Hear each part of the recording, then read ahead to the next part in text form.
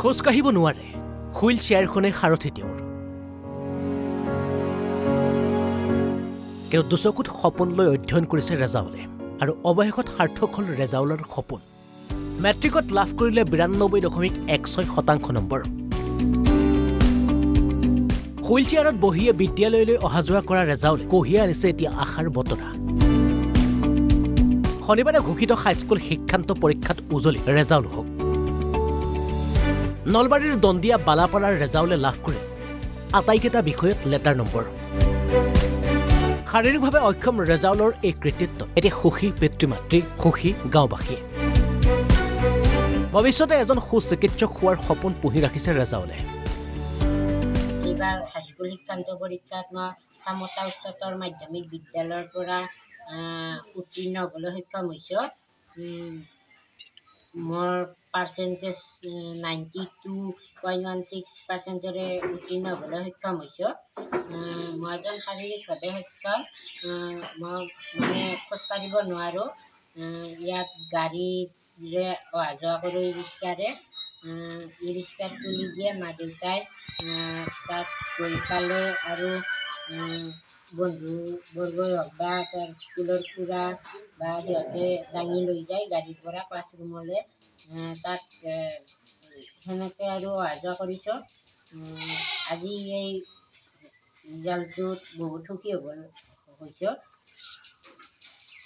মোৰ ভৱিষ্যতে ডক্তৰ হোৱাৰ সপোন আছিল এতিয়া চৰকাৰৰ ফালৰ পৰা কিবা চিকিৎসাৰ বাবে হওক বা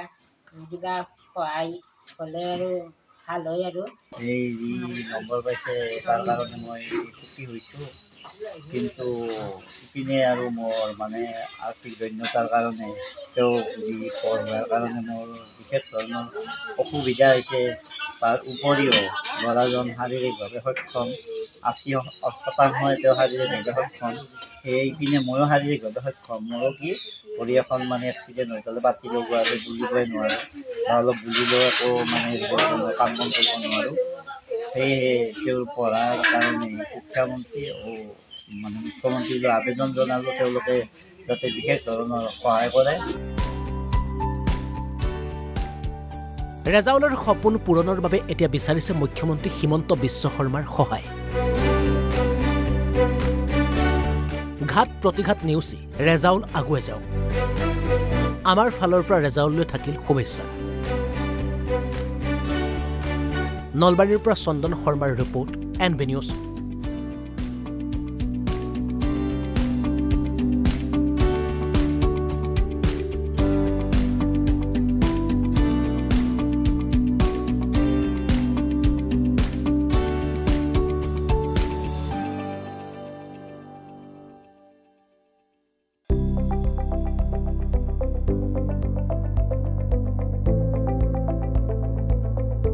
NB নিউজ সহজ সৰল ভাষাত নৱভাৰতৰ কথা